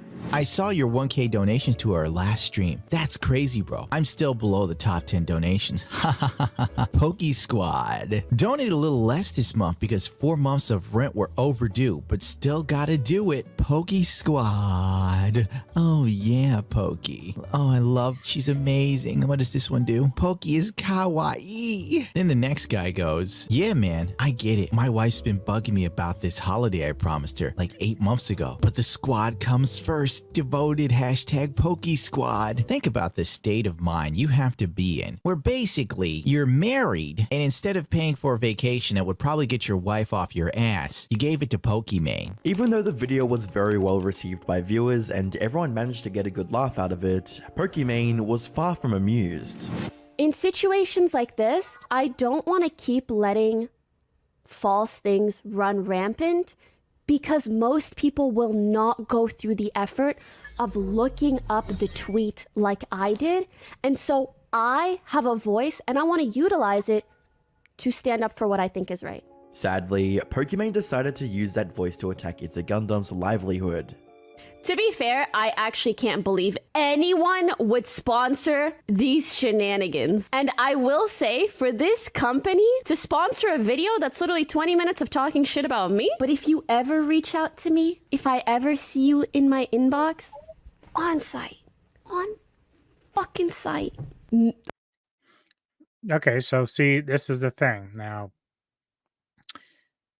this guy, he's talking shit about her. Now, this is different, though, than what I was talking about earlier. So this is a guy who's kind of just making fun of how he perceives her followers to be, right? This isn't affecting her money or her subscribers at all. This is not. Because it's not really like so much criticizing her as a streamer. It's just saying, hey, her fans are weird, or at least a portion of them. So she's not able to take this criticism well. Now, granted, you know, she's going to bat for her subscribers and her followers. That's fine. But if she's going to try to get him copy struck for having an opinion on that's petty and bullshit. That's just bullshit, straight up. Like, you have to be able, if you're going to be a content creator, no matter who you are, man, woman, whatever, you have to be able to withstand criticism. That's how it works. There's people in this world, whether it's athletes, actors, musicians, streamers, you're going to be in a business where you're putting your face out there. There's going to be people, whether you want to call them haters or whatever, that are going to take shots at you, but you have to be able to withstand that with grace. Don't have to like it, but you have to withstand that shit with grace. And she's getting kind of petty about it here if she's trying to get Gundam, you know, copyrighted struck out just because he's kind of poking fun at her fan base. Like, no company should do that just about ever. Oh, is this a video where some random dude behind a VR machine calls a girl a thought for 20 minutes? Really want to put my logo on that one. Ha ha! Complaining about another creator making a video about you is one thing, but attacking their sponsorships for it is a completely different story. Pokimane's reaction to criticism has always been disproportional from the actual critique itself, and it was full on display with how she was willing to treat It's a Gundam. But in the end, Pokimane got what she wanted. And the sad thing is, I didn't walk away from this unscathed. I had a sponsorship kind of lined up with like a big video game company. Let's just say they're big enough that E3, they had their own press conference and special presentations. Yeah, that kind of went. So I hope you're happy, Poke. While losing a major sponsorship was a devastating experience for It's a Gundam, it was nothing compared to what happened to Leyley after he crossed Pokimane. It's a well-known fact that Leyley has always been a controversial figure on YouTube, from Twitter beef with Keemstar to entire videos dedicated to insulting iDubbbz. Leyley forged a career for himself around mocking other content creators and thriving off the resulting drama. However, these controversial tendencies would soon become his undoing. On the 30th of July 2020, following a 2-year hiatus, Leyley released a video with the title Content Nuke Pokimane. On the surface, the video was just Leyley criticizing Pokimane for being a popular streamer with lackluster humor, lazy reactions, and horrible responses to any form of criticism. But around 11 minutes into the video, Leyley would make a statement that would spark one of the wildest debates in internet history. And if you ever happen to come across one of her big time fans, you know, one of those tier 3 subs, just on your way to the grocery store or whatnot, be sure to remind them that she has a boyfriend, because I think that they would really love to hear that little piece of information, and I bet she would too. And you know, a lot of the time she's just reacting to videos, so, you know, I think she could go for some discussion. She wouldn't mind that. I mean, I just think it would be a really interesting topic, and it totally wouldn't completely demolish her entire image in front of her fucking loser fan base.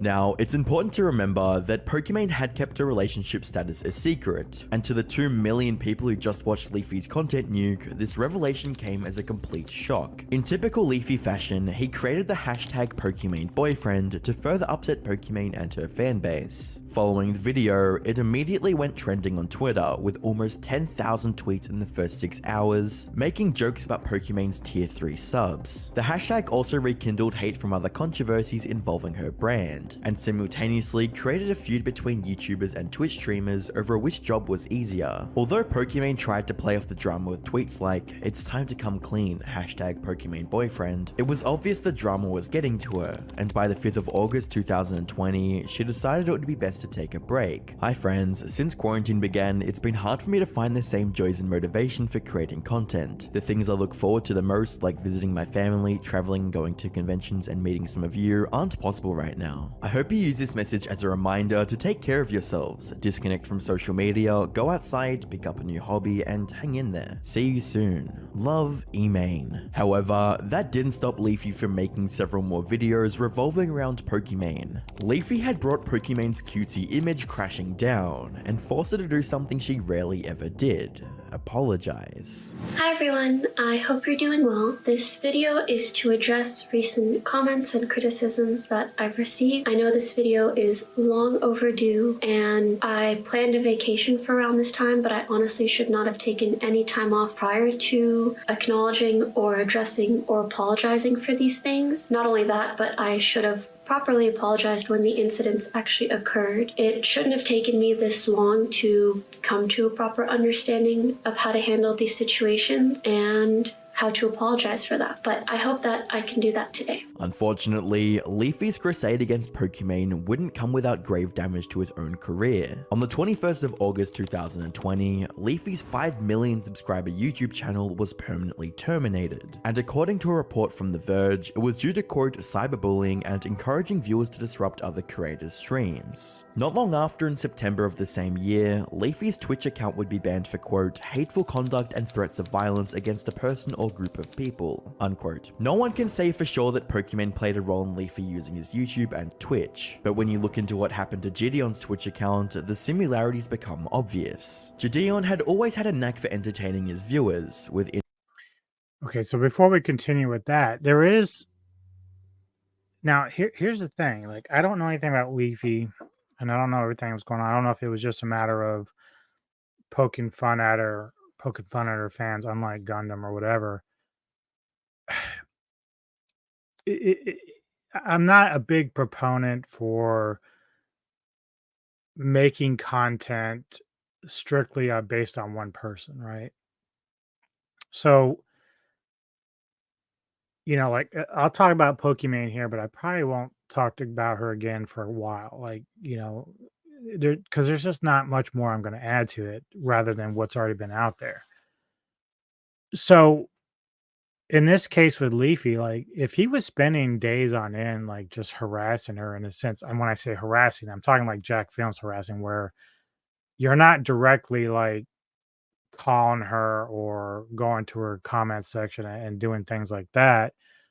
But if you're spending all your time just making YouTube videos, uh putting her on blast, like, one, I don't know why people would get a kick out of that. Like, that to me is kind of like boring content. Like, maybe once or twice it's kind of funny, but after a while, if you're just continually doing it just because you want to get paid and put content out there and you don't have anything else to do better, it doesn't really make you a very good content person, in my opinion. And like with Jack Films, he might have a legitimate gripe against Sniper, right? So, but there's probably a few other people, and he has talked about other people, but like, when you make it about one person like that much, it tells me you have your own set of problems. And so, even if initially when Leafy did it, if Pokimane came in back and like made a comment to him about it, then he kind of took it personally and just started making a vendetta about it. Well, you kind of earned your own fucking ban if you ended up uh, inciting or endorsing people to go and harass her or make threatening comments to her. Now, whether or not that actually happened, I don't know.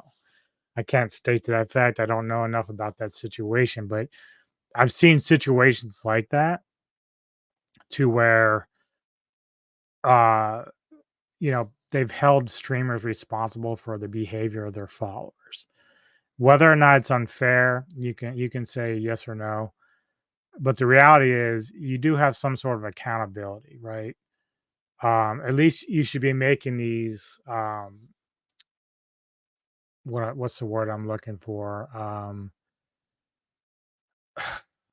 Like right now, if I were to go and say, I don't want anybody who watches this to go and harass any person on the web that made these videos, right? That's what I'm saying. Like that's my protection because I don't need people to go to harass anybody about any video I make. You can have your opinions on it and all this other stuff, but if you're somebody who's making videos about another creator and you're not putting these disclaimers, that's the word I'm looking for, disclaimers of, hey, I don't need you guys going from here and harassing Pokimane on her channel or anywhere else. If you're not making these disclaimers, then you do hold some responsibility for how people go and act. Like if you're making her make sound like she's the most evil woman on the planet, and people take that as like, oh, well, let's go fucking bombard her page, man, call this bitch out, right? Well, then you're partly to blame for that because you haven't put the disclaimer out there that this is just your opinion about her and that nobody should be harassing her. So again, I don't know if that's what Leafy was doing, the way that they kind of described it, at least YouTube. Now, whether or not it was simply just a victim of like when I look at blowbacks and what happened there, like sometimes we talk about how at first Sniper Wolf kind of got a pass for doxing Jack Films. Like apparently that's a big no-no on YouTube, but for whatever reason, YouTube was kind of dragging their feet about it. They eventually did stop monetizing her, but I don't think they ever banned her. A lot of people were calling for her to be banned from YouTube. And now she's obviously facing legal action from Jack Films. I don't know what the update status is on that, but do I think Pokimane probably has some power with YouTube to get someone banned off of YouTube? Maybe.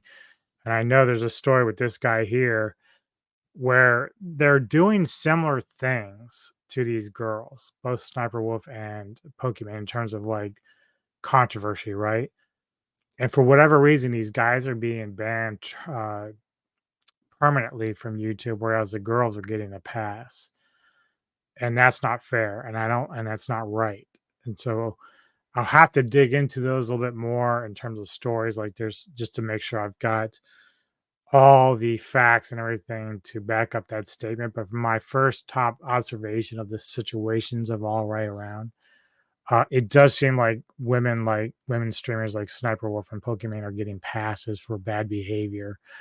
Even people like Nadia, with certain things like Twitch and whatever, are getting passes for behaviors that men don't generally get granted. So here we go. Continue on. We're almost through this. I know this video is like about 20 minutes long, but I wanted to talk about this. Interesting pranks and trolling antics. But when he decided to apply that same energy towards Pokimane's chat by asking his audience to spam L+ ratio, things didn't go in his favor. I hear people to my stream to spam. One out in the bathroom? That's Oh, embarrassing. You And okay? if you get banned, I'm Nice not gonna be shots. sad. I think I'm gonna end stream because I believe that's how it works. I'm pretty sure. like as much as I can deal with this, I don't like that people from his community are whispering people on my stream. I'll put up with the bullshit, but I don't want you guys to put up with bullshit, okay? Damn it. Pokimane wasn't pleased at all with Gideon's joke, and neither was Twitch. The following day, Twitch issued a 14-day ban to Gideon's account to ensure he didn't mess with their favorite streamer. However, that didn't stop him from continuing to mock Pokimane, as he would change his profile picture to a picture of Pokimane wearing no makeup. In retaliation, Pokimane made her Twitter private and changed her display name to Incel Slayer. This prompted other creators to rush to her defense and call Gideon a quote misogynist. Sad how Pokimane still has to deal with misogyny and harassment in 2022. And it's even more sad how I have to say this publicly because people are afraid to stand up and say that she's being treated poorly because they'll be called a simp. To really drive her point home, Pokimane later went on stream to express her disappointment with how Twitch handled the situation. I have no clue. Now, I'll say this, like, again, I don't endorse like harassing people, like, but think of, and I don't know much about Judeon, right? But if his whole game was to be a prankster, and he sent people to prank her. Sure, it's an inconvenience for one evening of work that she's on and she doesn't think it's funny or whatever, but it's still a prank. To go and have the guy banned or kicked out, and Miskiff is wrong. Like Miskiff's, I'm sorry, he's a simp for her, like he is, because he's pretty much a simp for any girl, believe it or not. And I don't have a problem saying that because I've noticed his behavior with women, and it's yeah. He's funny. Don't get me wrong. He's funny as a streamer, but you know he simps pretty hard for these girls. But. And I highly doubt that he knows Judy on personally as a guy to sit there and make that claim that he's a misogynist. I think that's like throwing out the race card like every 5 minutes when you don't really know somebody. For instance, if I sit there and say Miskiff making those comments just makes him a racist, that would be inappropriate. So I think him calling him a misogynist is because the guy plays pranks on people and it's of all different creeds and colors and genders. I think Miskiff's like defense of Pokimane is misplaced there. Was it a bad prank? Probably, but the reality is he probably shouldn't have been banned from Twitch. And I think that's another problem that again Twitch has the same thing with YouTube. They're kind of granting these women leniency when they do similar stuff to men or just people in general, and then men go and do these things and they're automatically terminated from their services and their livelihoods. That's kind of bullshit. Blue, how someone who was already harassing me on Twitter for like a week got partnered on Twitch. And then during their first stream continued to do that for like an hour and then got a 2-week suspension. Like, is that really the kind of partners you want, Twitch? I don't understand. I feel like that's embarrassing, bro. Oh, and the other thing that really disappointed me, seeing him on a call with Ninja and Ninja like allied with him and saying, oh, like, I'll try to make sure your ban isn't too bad. I guess the reason I bring up the whole Twitch thing is that if you're going to allow this kind of behavior to one of your most prominent streamers, I can't imagine the type of shit. See, and that's there it is. If you're going to allow this shit with one of your prominent streamers, now that shows favoritism and bias. She just totally outed herself right there. Nobody should have any advantage over another streamer on any platform. Nobody. You work for your shit. Don't get me wrong. It's not that she doesn't put the work in and doesn't get paid for it. And if someone else is not quite as good at her, then yeah, they're not going to get as much as she did. But there should be no favoritism granted to her just because she's Pokimane. That's bullshit. And I don't care, Asmongold, Miskiff, anybody, don't give a fuck. If you disagree with me, that's your fucking bad. Nobody deserves favoritism, period. You fuck up in any way, you gone. If he fucked up and broke any kind of rules, according to Twitch, and they banned him for it, if she's doing similar shit and different people, fucking out her fucking ass. I don't care how much money she makes on there. Don't be hypocrites. Don't be hypocrites. That other female streamers get that might completely go unnoticed, or like no action is taken, or like little to no action is taken. I obviously like greatly stand for BLM. I don't want that to be. Well, feel good, Pokimane, because Nadia, when she broke the rules, got 3 days, and that was it. Oh my god. Up for debate at all, so I want to make that very apparent. And if we ever do get to a point where we have to block that term, just know it's because it's getting spammed and spammed with inappropriate things and not at all representative of my personal sentiments towards the movement. I'm literally out here just wanting to play Valorant or Minecraft on random evenings, and my existence is turned into like a gender topics debate. I didn't ask for this. Like, even taking myself out of the equation, that's what I find so embarrassing for the platform. Like this is what you allow? No. This is what you want a partner? You could do better. Like, we as a collective can do better.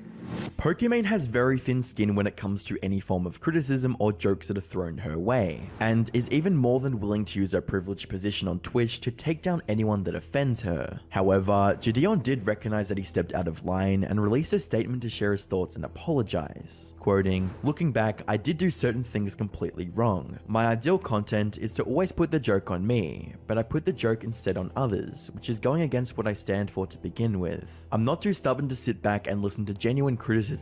It will make me better moving forward." Unfortunately for Gideon, he wouldn't get the chance. Following Pokimane's stream, Twitch changed Gideon's 2-week ban to a permanent one, and there was no doubt that Pokimane had a hand in it. I was good with y'all boys, bro. So, a lot of you guys already know, I got banned on Twitch. My first day being partnered. If you don't know, go look it up real quick. It'll be really easy to find out why. But I'm not here to talk about why I got banned, because I deserve to get banned. It is what it is. I broke TOS. But what I am here to talk about is I'm here to ask Twitch to make it fair. Because when Twitch first banned me, I got a 14-day suspension. But after other people reacted to my ban and voiced their opinion of that not being severe enough, my 14-day suspension went to a permaban, which I feel isn't fair. I feel that Twitch should keep my 14-day suspension, especially for a first-time offense, and not let outside factors determine, me being permabanned. Despite how bleak and unfair the situation seemed, Gideon wanted to put an end to the negativity, reaching out to Pokimane directly and collaborating with her. Yeah, it doesn't matter how much beef you have with a person, you can always just squash it. Because I don't want the channel just to be about pure beef unless it's about Tyrone. There's just so much more in the world to be worried about than just negativity and stuff like that. So Pokey kept on calling me Dijon Mustard. So at first I thought it was a little shot at me, but then I was like, maybe you're just obsessed with it. So I got you a lifetime supply of Dijon mustard. Thank you so much. This is gonna be our first trust test. No, yeah. You know? Oh, trust fall? Yeah. Are you really gonna catch This me? is our first trust fall. I'm 250 pounds of pure muscle. Please don't drop me. Oh, okay.